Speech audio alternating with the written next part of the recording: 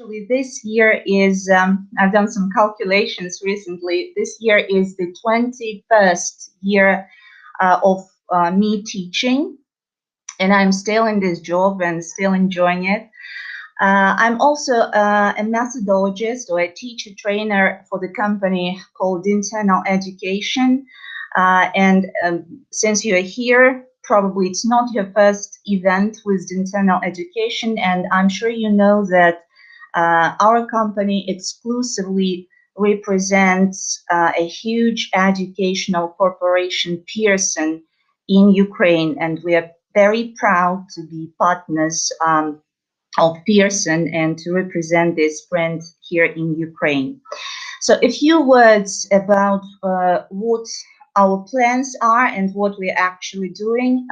As you probably know, since you've registered for this event today, the Internal Education continues a new campaign which we started a few weeks ago, and which is run by actually 3 companies. This campaign was organized by the Internal Education with help from Pearson and our partners from the London School of English. So we have lots of plans for the nearest future as well, more campaigns to come, so do follow our news. I'm sure you have met my colleagues, other teacher trainers from Britain, and my Ukrainian colleagues. You can also write the number of events you've already attended. So if maybe we have somebody here today with me who is with us for the first time for online trainings, maybe we have somebody who attended more than one event within this campaign. So do let me know. It's always good to know, well, people who follow our events. It's a big pleasure. So within this campaign, all the events are divided into 3 major areas. So there are events on the latest trends in ELT methodology. There are events, and for example, today's event is falls into the second category called modern resources, which just presents some of the best Pearson resources. And actually, at the end, we're going to have a nice lottery. I will pick up 15 lucky winners, and those 15 people will get one of the best Pearson resources I worked with called Speak Out. So please try to stand with me till the end, and I wish you luck at the lottery.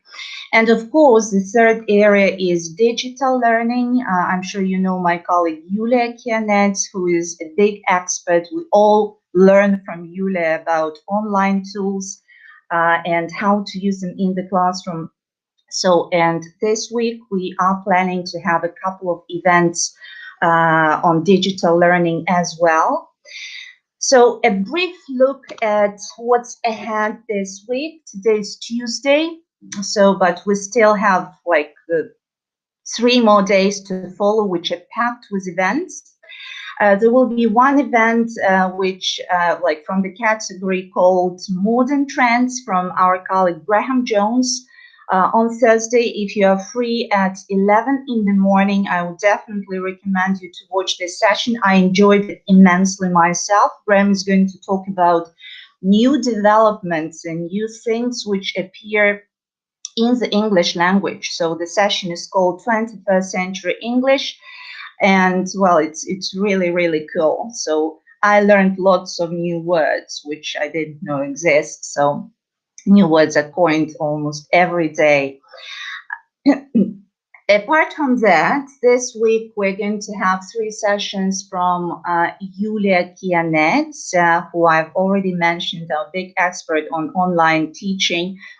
She will share some information with you about our new products. Actually, we started, the Internal Education started cooperation with Microsoft Ukraine, and actually it's a new thing we've started doing, exams which check your students' knowledge or your knowledge of computer software and all the digital things. So if you're interested in that, please do register for Julia's sessions. 2 more to come this week.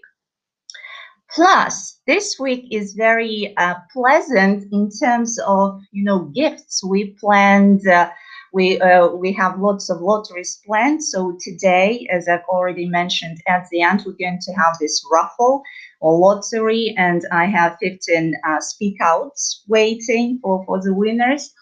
And as you can see now on this slide, I've inserted the covers of the books for each of the lotteries. So if you teach general English for adults, you have a chance this week to win wonderful general English courses from Pearson, like Speak Out. We'll have 3 lotteries on Speak Out today, tomorrow, and Friday. Then there will be a lottery with Roadmap, our brand new Pearson resource from Chris Kirby. It's Thursday afternoon. Roadmap on lottery, Thursday 1600. And today in the afternoon, if you teach business English, do we have somebody who teaches business English? Give me a sign in the chat box. Chris Kirby, my colleague, will be doing a session how to teach business English, some elements of it, some practical ideas from Chris Kirby.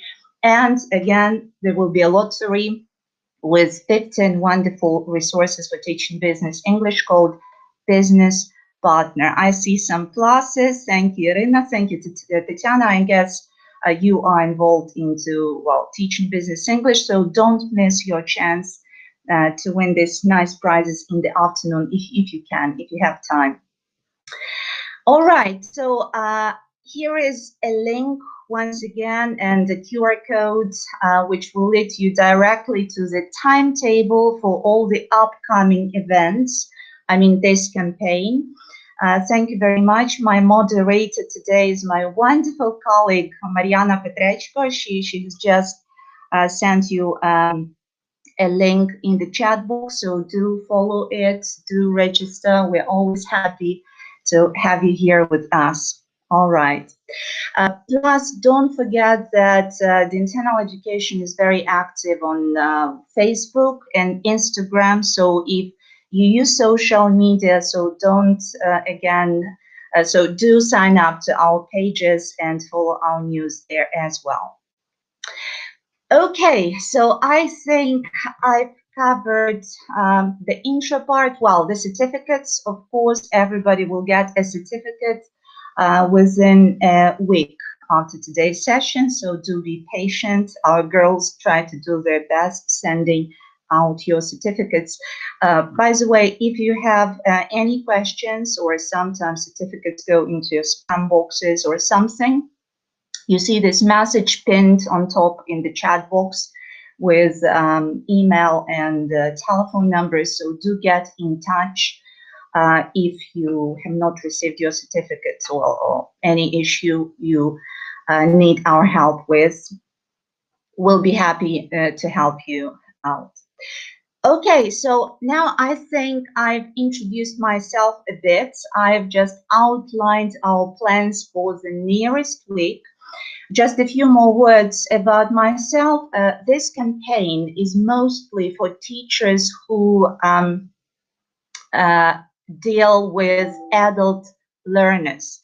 Can you give me a sign in the chat box? Please do let me know, do you teach adults? Because I know that our sessions are attended by a variety of teachers, those who work at school, private tutors, higher education. I see lots of pluses, so it means you teach in higher education, and I respect you a lot. Actually, I know what responsible kind of job that is. Actually, I used to teach in higher education for 10 years myself. I actually started my career as a teacher of ESP. Back at that time, I was teaching military English for more than 10 years. I worked in Kiev at the military defense academy of Ukraine, and I loved that. I always, just think back about those times with big respect, because that's the place which actually shaped me as a teacher. I still remember my older colleagues who helped me with my first steps in teaching, and I am happy that actually I started my teaching career being a teacher in higher education. After that, I worked in other environments, private language schools, state colleges. I worked as a private tutor as well, but I always have still a huge respect to all those teachers who are involved into higher education, because, well, you have to deal with a special group of learners who are, well, almost adults, because they're not school kids any longer. They're students who think they are adults, but sometimes they're still kids, right? Who come to you after school with a very mixed and varied level of English. And very often, I still remember how it was for me. Teachers at universities, they are supposed to get students after school with perfect English, but very often it's not the case, and you need to cope with both teaching your specific terminology or whatever your subject of teaching at university is, plus upgrading your students' English and filling those gaps, which they came with after school. So it's a challenging job. So lots of respect to you. Thank you very much for doing that. All right. So now my session today, actually, I do hope it's going to be practical. I do hope for your interaction and participation. It's going to be about speaking. So developing students' speaking skills. Webinar is not the best way to conduct a session on developing student speaking. I think you would agree with me here, right? So actually a short story, a short actually history of this session. Before March 2020, this session was a very interactive workshop which I conducted with teachers. So I developed this session, and the mode was face-to-face interaction with teachers. We would meet with different teachers. They would become my students for the session, and the session was supposed to be very interactive. So we would practice different interaction patterns like pair work and group work. Teachers, participants would be doing lots of speaking.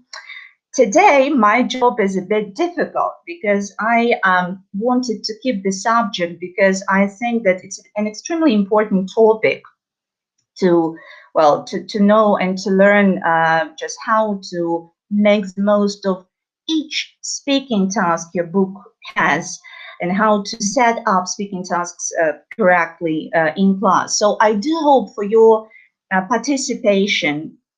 From time to time, I will ask you to pretend you are my students in a real classroom. I will ask you to think about something and take notes. Okay, so could you please, just before I continue, make sure you have a pen or a pencil and a piece of paper.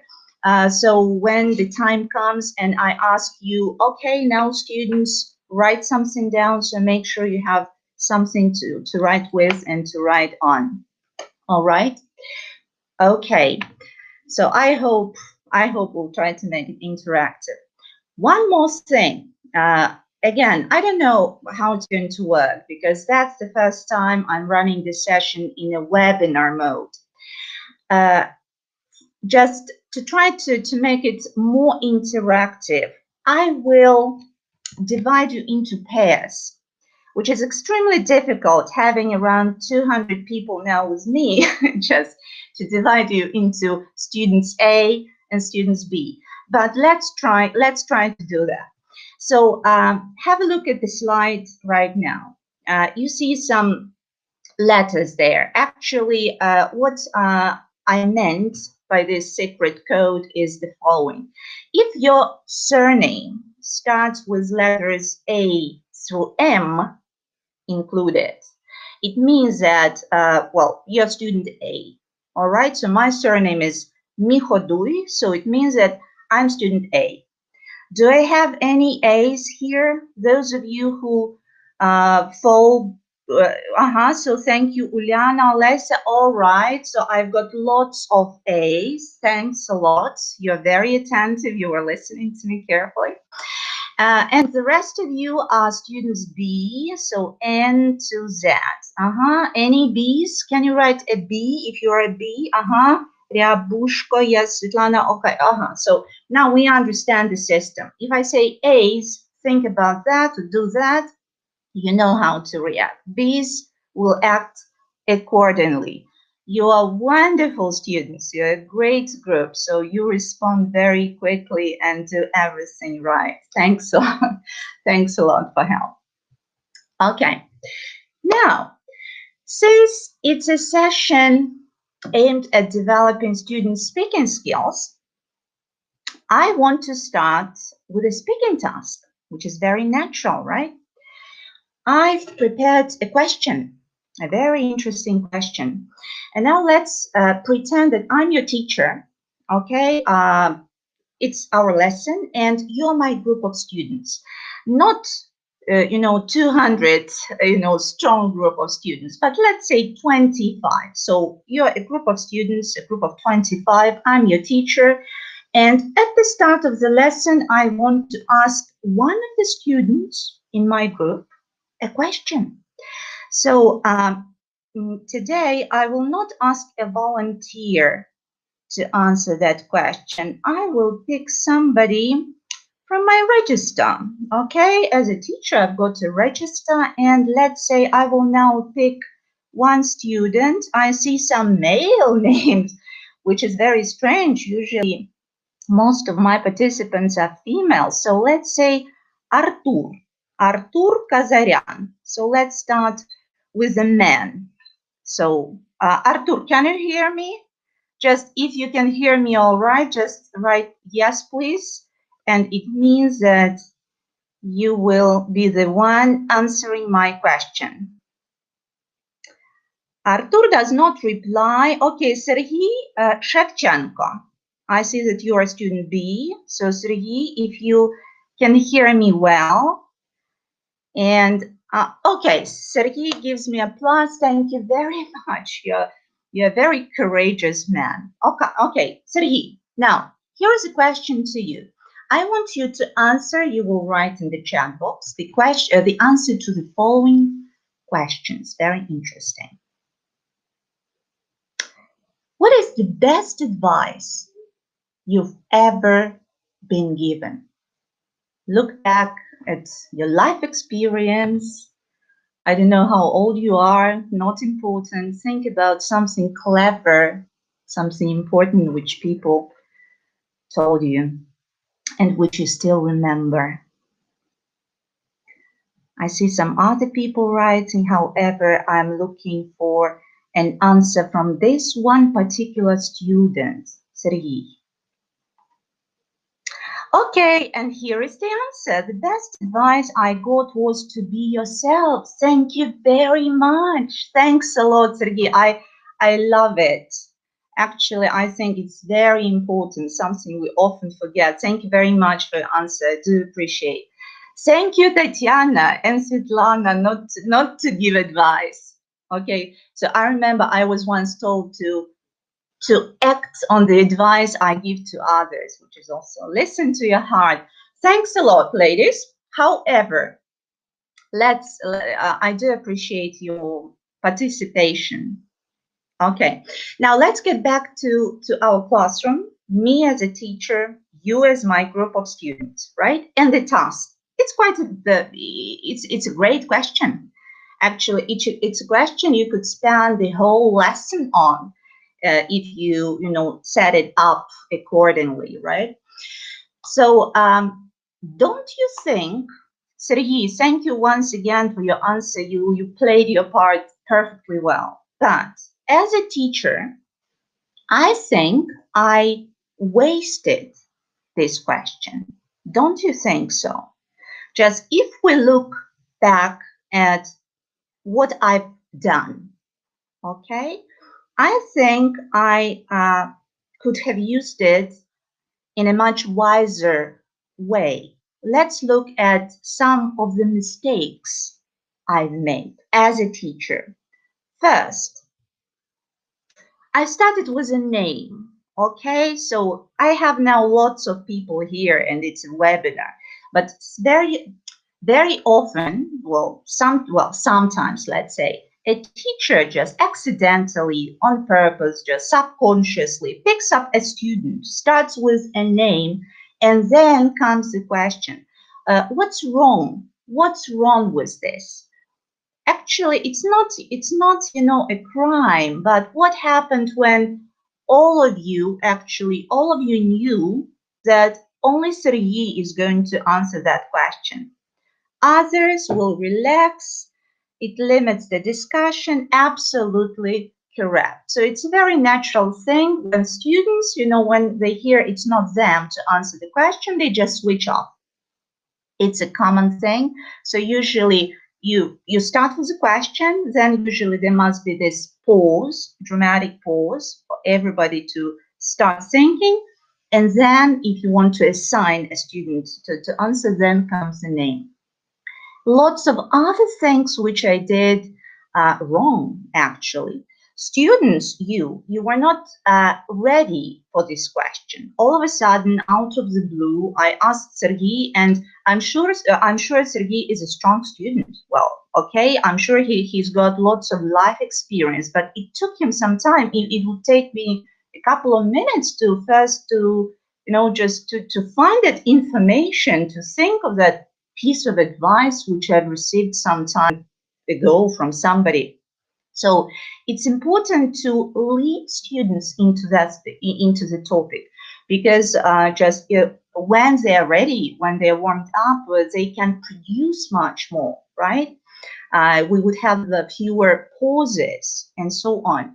And so on. I didn't give Sergei any thinking time, which is a bad thing to do, because even stronger students, they do need, so sometimes it's not about how they say that, but what we want them to say. So thinking time is crucial, even if it's 30 seconds, 1 minute. You can keep it as low, or be as generous with that as you wish, but it's very important when we speak about productive speaking work, right? There was no language work at all. I did not introduce any useful phrases, especially that's important when you work with lower level students, again, right? And you were absolutely correct when I saw these comments, your comments, that students were relaxed. They were not thinking about that. They were not involved. So only Sergei, just had this responsibility to answer this question and to think about what to say. So actually a wonderful question kind of wasted.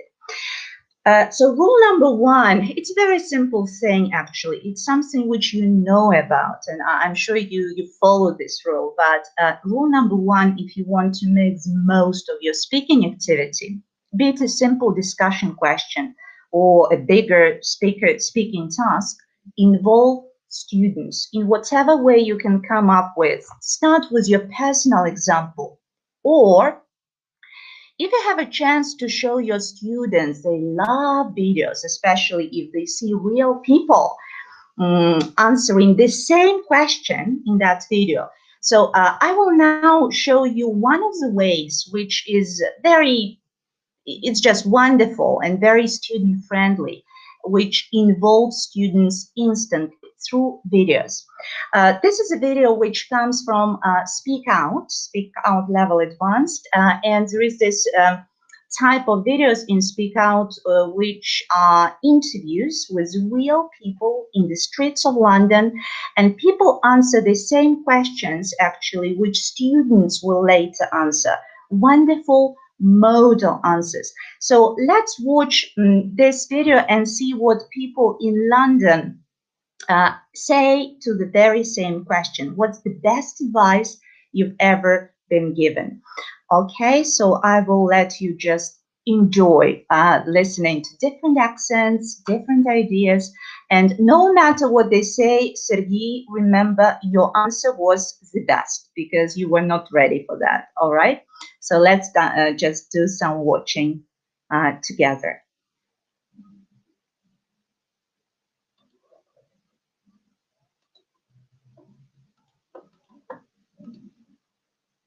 I think probably... What's the best or worst advice you've ever been given? Best advice I've ever been given was to carry a sketchbook wherever I go. It meant I've sort of got opportunities through doing that, and met my wife through doing that. Recently I just ran London Marathon, and my colleague was just telling me to run faster. He said just run faster, and so that was a good piece of advice because I did, and I got a good time. So I think the best advice I've ever been given was to recapture my love of what I was doing in order to really be able to truly enjoy it and finish it. I think probably from my parents is that if you get your head down and work hard, good things will come to you. Never marry again.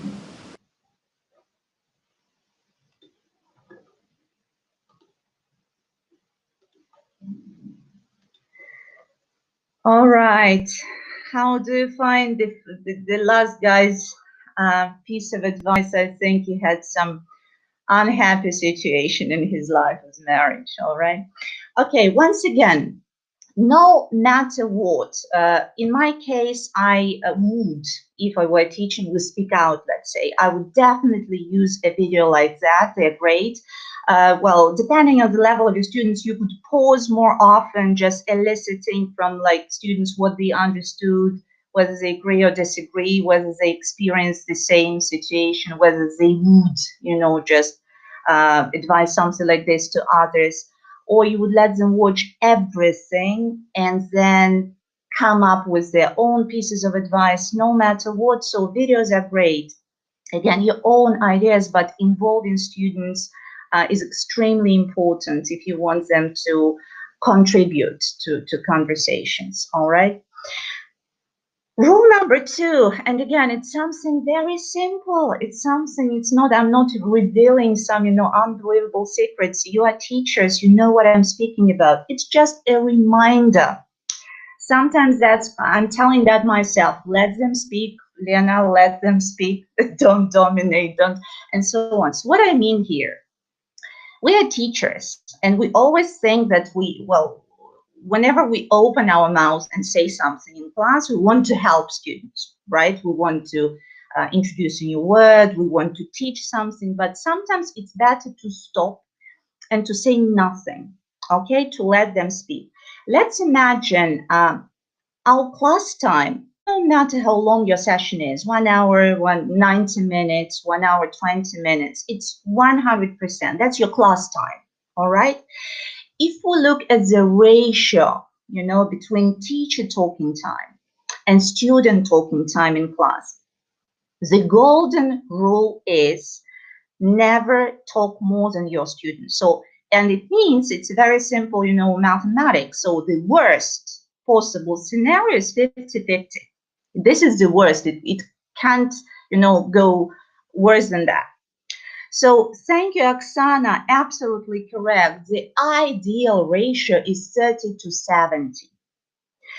There are some advanced teachers. I'm not like that yet. I'm trying to, but not yet. Who manage with advanced learners to keep the ratio 20-80. It means teacher knows precisely when and what to say, you know, not stealing a single second from, you know, students, which is great, but let's be realistic. Let's imagine that we aim at something like this, keeping student and teacher talking time at somewhere like 30 to 70, all right?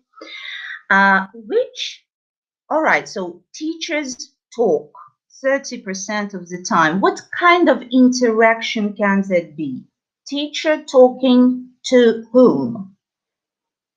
So probably some of you, I don't know if you use these symbols in your lesson plans like S, T, because I remember when I learned how to write perfect formal lesson plans, there was a separate column in a lesson plan called interaction, where we would write the interaction patterns, who addresses whom. And you know, when you see that, like when it's visible, it's very, very clear who does most of the talking. Sometimes after you fill this interaction pattern column in your lesson plan, you see that there are lots of T's, and you need to cut down on that.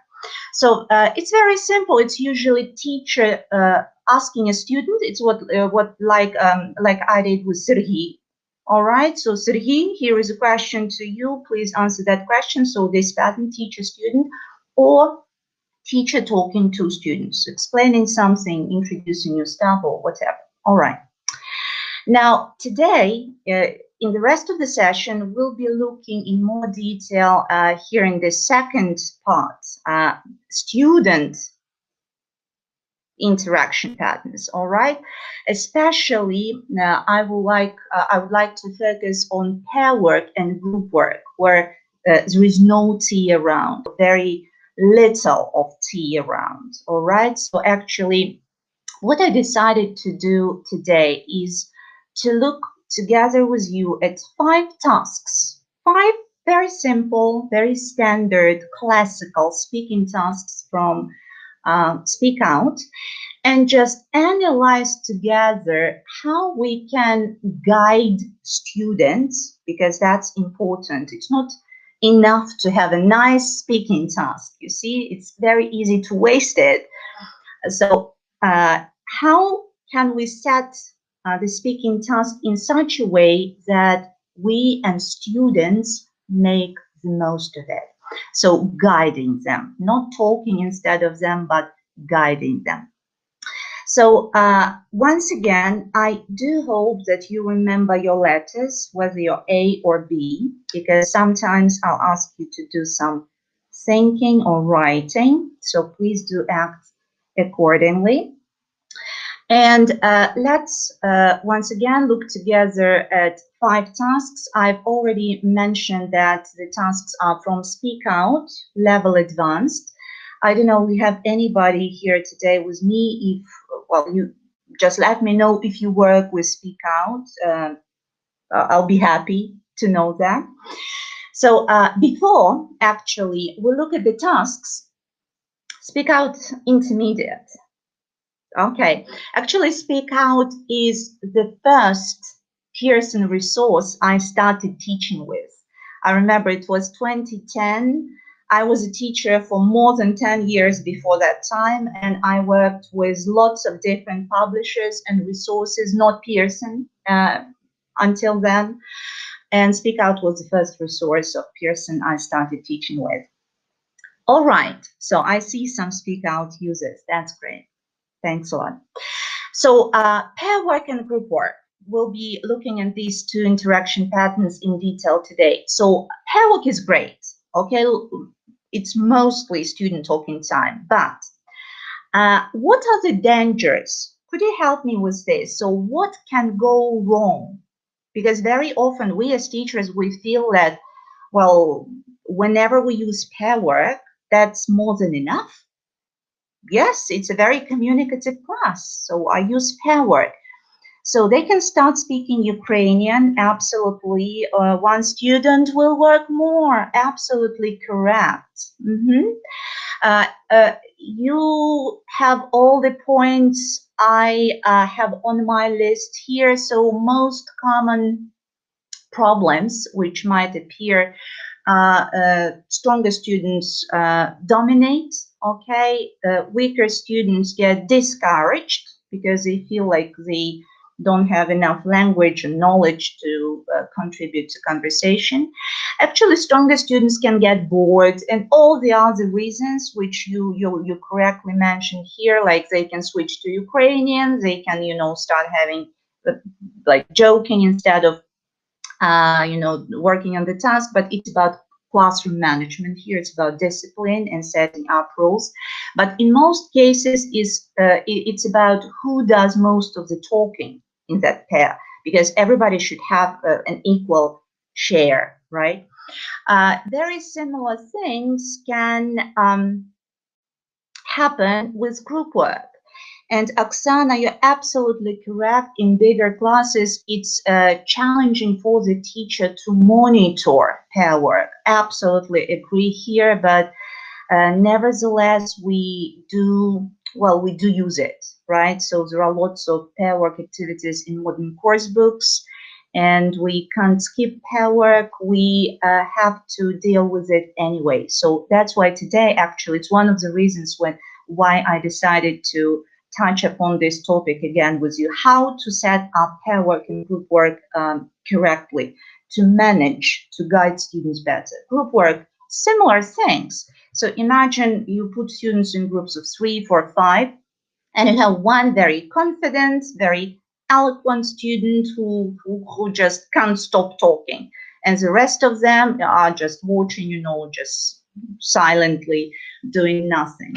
So in order to avoid that, actually, let's look together at 5 tasks from this resource. I picked up Speak Out second edition. I used to teach back in 2010 with the first edition of Speak Out. This one is newer and a bit better. So level advanced. You're a very smart student, so I'm sure you're ready for these tasks from advanced Speak Out. So let's look at task number 1. All the tasks come from one unit. So they fall into one unit, unit 2. The unit is called Opinion. I love this unit. Lots of just great ideas to think about, to read about, to discuss with your classmates or teacher. Lots of nice videos. So we'll just have a look at just five tasks from this unit. So have a look at the task itself. You don't actually see the task, the instruction rather. Very simple instruction. Work in pairs. Which pieces of advice, see, we follow the same topic of advice, A to H, quite a few, like 8, I think, A, B, C, A. Do you agree or disagree with? Why? So whenever I see a task like this on the lesson page, like on a book page, which I'm planning, well, I know, to cover in a lesson, what are the things I think about? So, so it's definitely pair work. So was I wanted or not, no matter, you know, what size of group I have, so I will have to arrange pair work somehow, because it's a pair work activity, which is great. There are quite a few pieces of advice which students have to discuss in pairs. And it's not just enough, see the task, it asks for justification. So they should say something more than just agree or yes, I agree, or no, I disagree. They need to explain why. And that's important. And that's where I want all my students, weaker students, less confident students, to say as much as they can. Now just have a look at these pieces of advice. There is something to think about, each of them.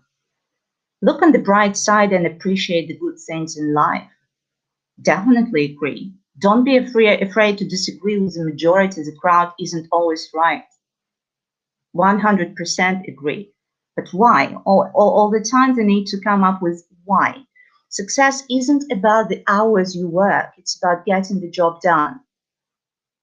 For sure. Why? Use every chance you get, and so on. By the way, all these pieces of advice come from famous people, celebrities, or just wise, you know, just influencers. They're real pictures, right? What I suggest you could try doing to maximize each student's participation, why not just, I have 8 wonderful pieces of advice, but why not narrow the focus and take on, only 2, all right, just 2. Let's say B and E. I just took 2 random pieces of advice. These are actually the celebrities who gave these pieces of advice. Richard Branson. He's a famous entrepreneur. I don't know if you heard about the guy before. He is the owner of Virgin Airlines. He's a famous businessman, and well, he's into charity and stuff. And Matthew Williamson, he's a British designer, fashion designer. So that's the wise things they said. Now, what I would like you to do, now you see letters A and B, which appeared, okay, next to each piece of advice. What I would like you all to do right now, don't use your chat boxes now. Just take a pen and a piece of paper, or you can rely on your memory, no need for note-taking, but I always encourage note-taking. I will give you some time, not much time.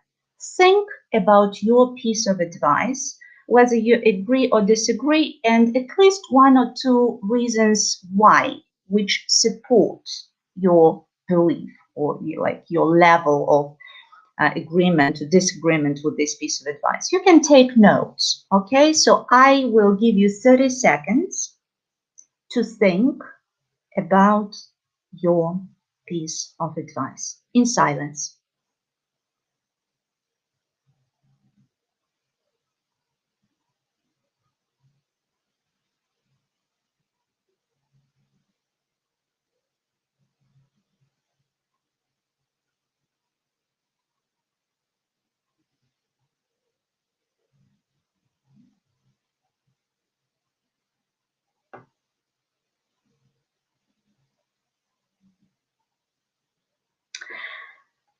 All right, thank you very much. And now, could I collect some of your ideas? In a real classroom, I would definitely do it in a different way with real students. But now, student A's, if you could write a couple of thoughts which you had. So you can write A and your idea. B's, you can also write in the chat box your feelings about your piece of advice. All right, so A's and B's, just start your message with your letter so we know which piece of advice you comment.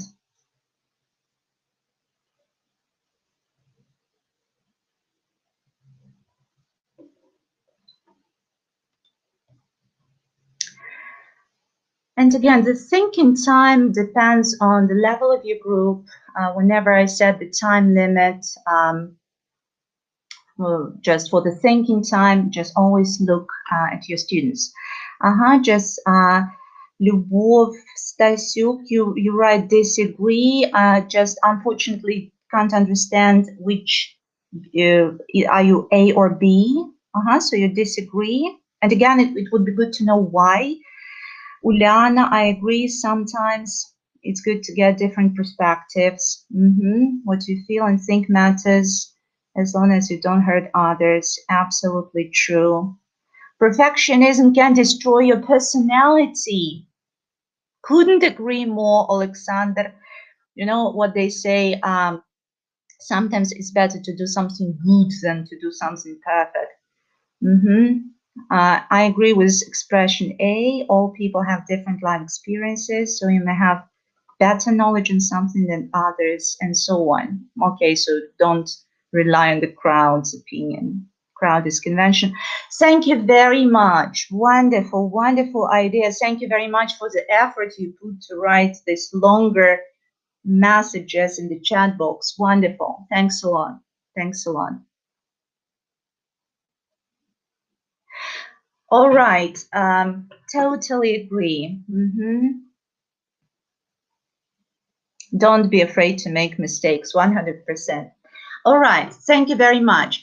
So it was a silent kind of talking you were interacting with me in such a way which is not, you know, best way for the classroom, but still. Now let's get back to the classroom.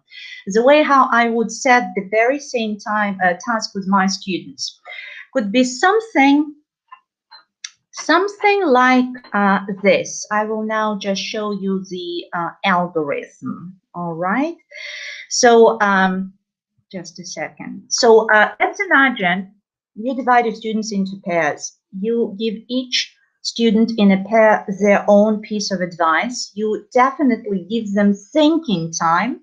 Again, I gave you 30 seconds. You choose, depends on your students. And after that, actually, students start talking, but it's time speaking. So, for example, student A has 1 minute to dwell on this piece of advice. If he or she runs out of what to say, student B helps, asking follow-up questions, clarifying something, adding something. However, just student A has 1 minute, and you can use different gadgets for just measuring time, for setting to the time limits, but that's important. Time speaking is very useful, actually. It gets the maximum from students, because sometimes, you know, they say a couple of sentences, it's 10 seconds, and they stop. But if they see that, well, they have 40 more seconds for speaking, they start adding on and on and on, and just gradually become that, you know, just speakers, let's say. Same for student B. Another minute for student B. And actually, time speaking is, by the way, a very important skill for students' further exams, okay? Because I'm sure your students will have, some students will want to take some international language exams. Speaking is a part of every international exam.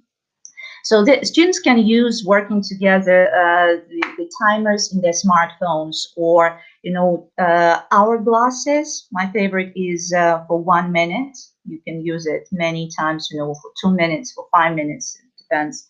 Or they can use their watches, not important, but still the simple outline of setting up a pair work like that is the following. Even if students have several issues to talk about, sometimes narrow the focus, giving each of them one thing to think about, right? Always give them thinking time and encourage note taking, especially for weaker students, for lower levels. And when it comes to speaking at last in pairs, let them time each other. They become even partners, you know. So when they help each other and say, well, you've got 10 more minutes, ask. So a partner helps, asking a follow-up question and telling that, you know, another student has 10 more seconds to answer this question. So a simple thing helps me manage pair work better. You can try it. It looks a bit, you know, complicated, probably, but it's not. And as a teacher, I feel that, you know, it's much more managed pair work if I set it up like this. Another example, another activity from Speak Out, just have a look here. Have a look at the instruction. Look at the questions again. I see it's not one, it's 8 questions. And choose 3 or 4 that you are happy to answer. Compare your answers with other students. So I see that it's probably pair work or other students, so it can be developed into group work. All right, so group work is better even.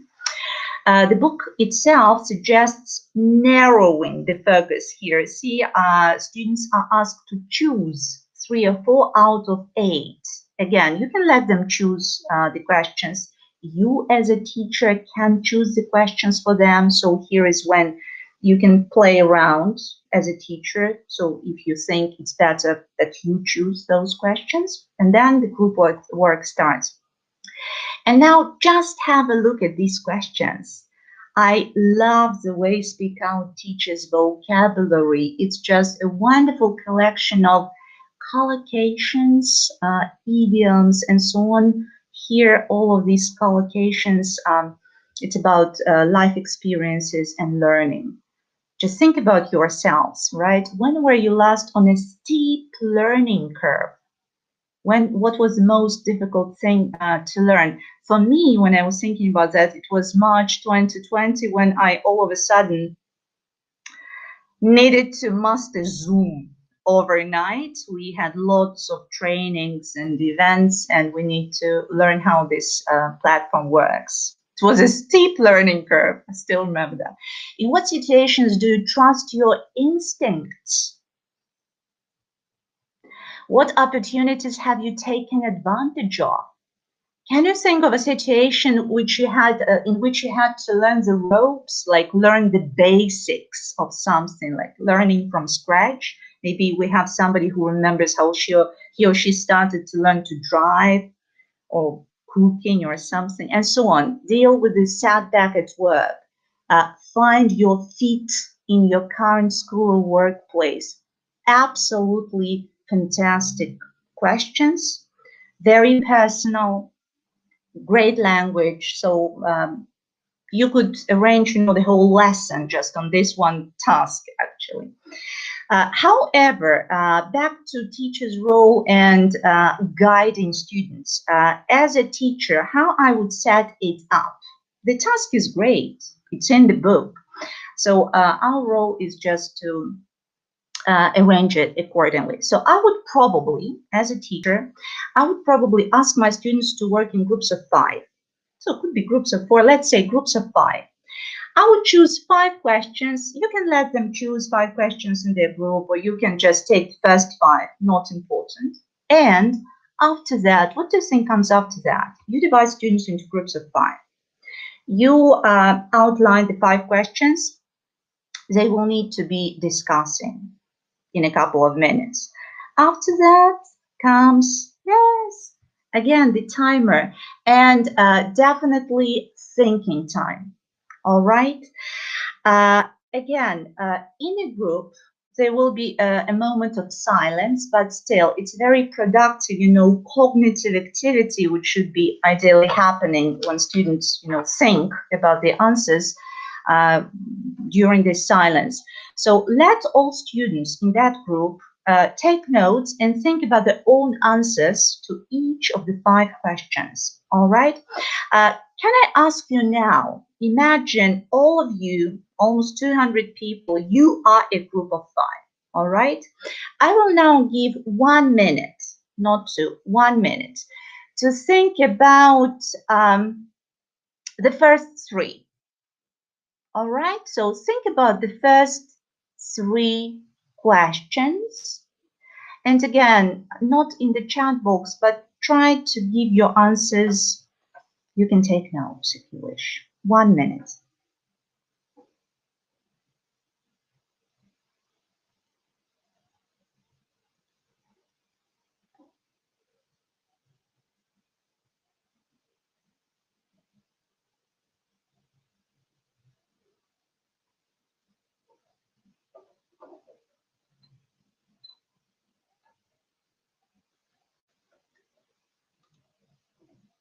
All right, thank you very much. I hope you were thinking, I hope some of you were taking notes, right?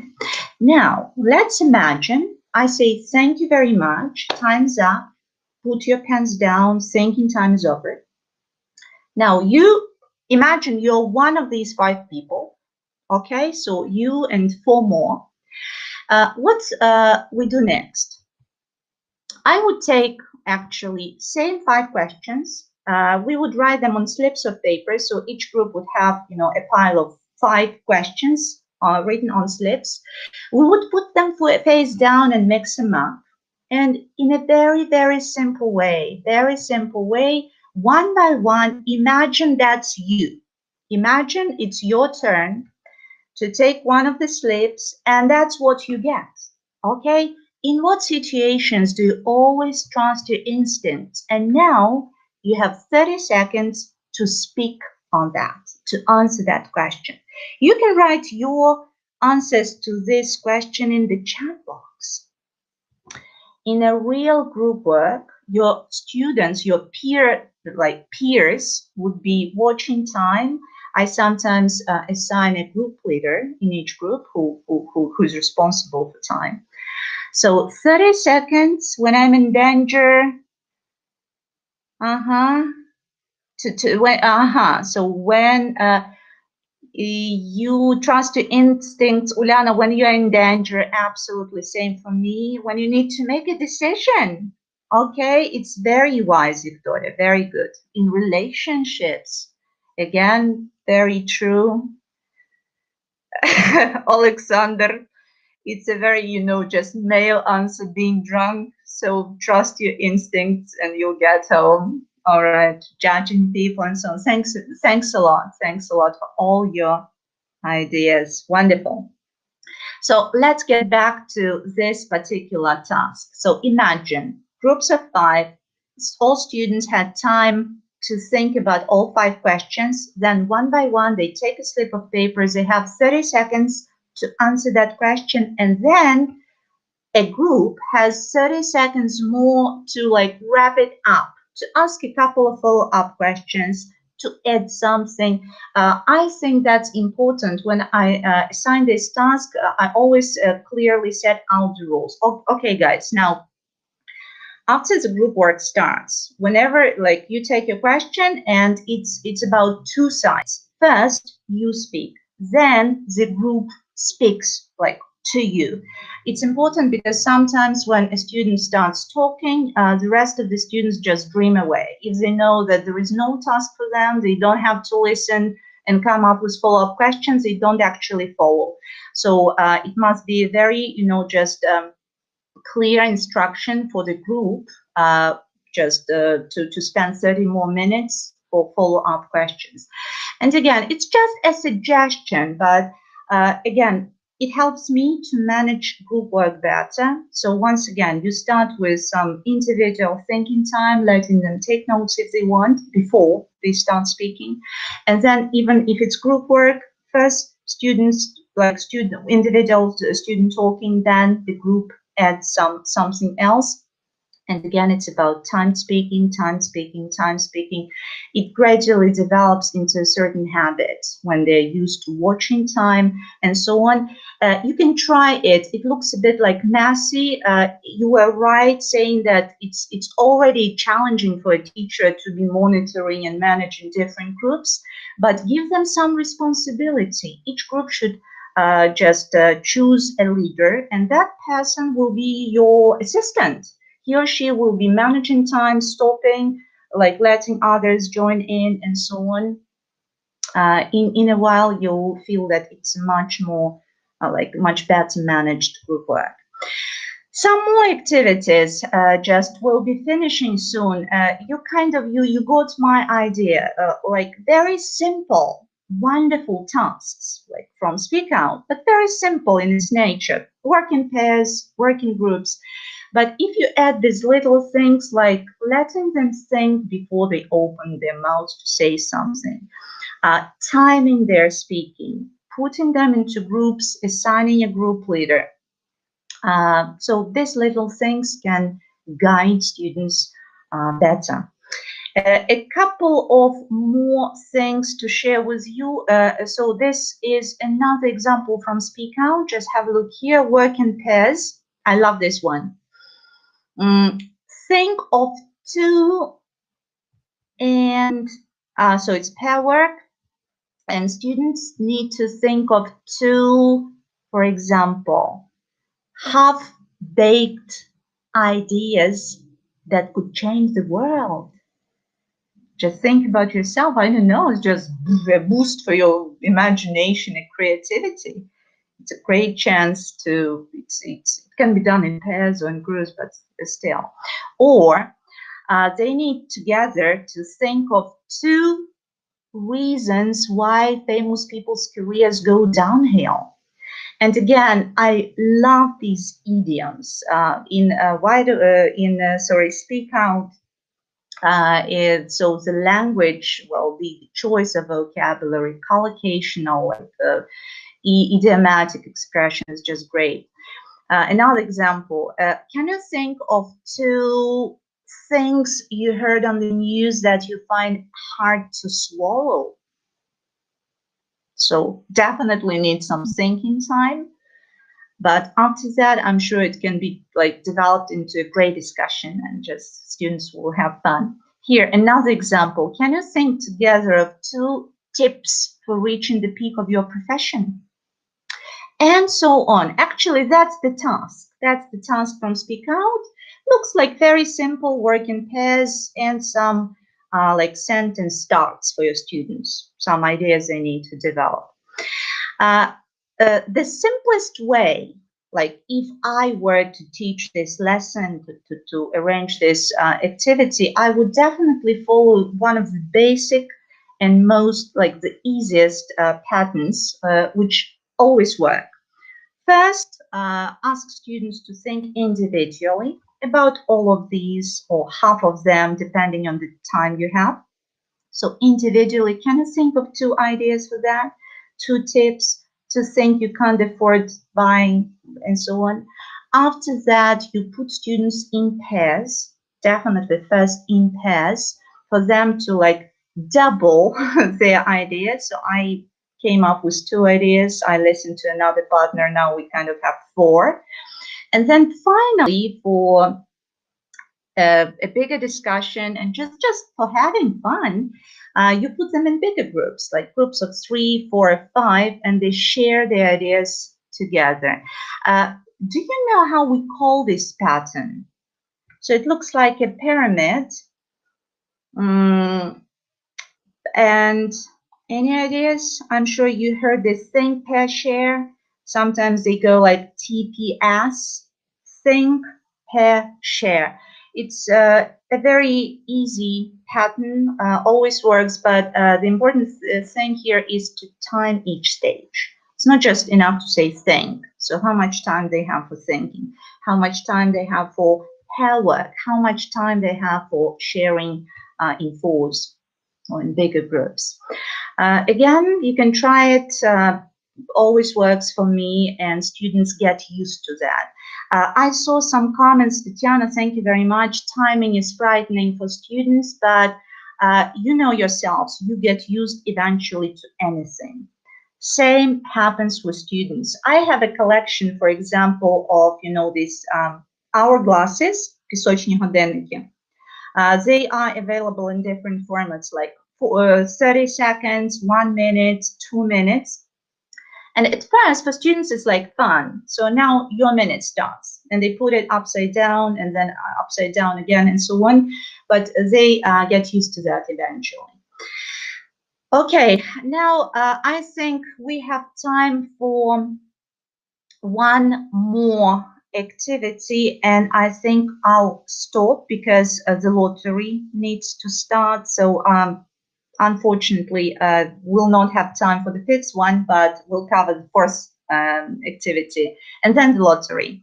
I'm sure you need to like to go away, or you have your plans, but the lottery is important, and just I'll do that in a couple of seconds. So have a look at the gentleman. Any ideas about who he can be? Just a teacher, a student, a father, just a very important man, looking very the boss. Looks like the boss, right? Actually, that's he's got a situation, right? That's the case. He is a boss, and there is a very unpleasant situation in his company. Someone in his company uses social media to gossip about his co-workers and started a blog criticizing the company's practices. I bet it's quite unpleasant for a boss. He doesn't mention names, but it's obvious who that person is referring to, probably to you as a boss, right? So actually, I don't know if you like case studies or role plays. I love them. And if they are arranged, you know, appropriately, students enjoy them as well. So it's a case study. So here is a situation, and it's obvious that 2 people, 2 students are going to get ready to role play this unpleasant, you know, tough dialogue, a boss and an employee. a boss thinking about like what to do with this young man, to fire him, to just ask for reasons, or maybe to change his policies because this young man is right. And the young man or the student who's going to play his part needs to get ready for with some explanations, or just, well, whatever the conversation might, develop into.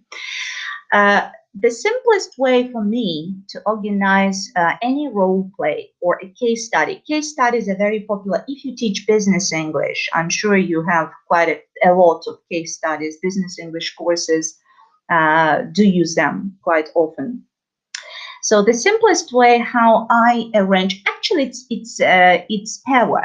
So in simpler words, it's pair work, but well, can be called case study as well. So there are definitely two roles, A and B. I'm not going to ask you now to act that out. My aim as a teacher to make sure I have a wonderful dialogue happening between a boss and an employee. So why not first letting students think about their roles individually, as we've already just spoken before. Leave them alone, let them think about their role.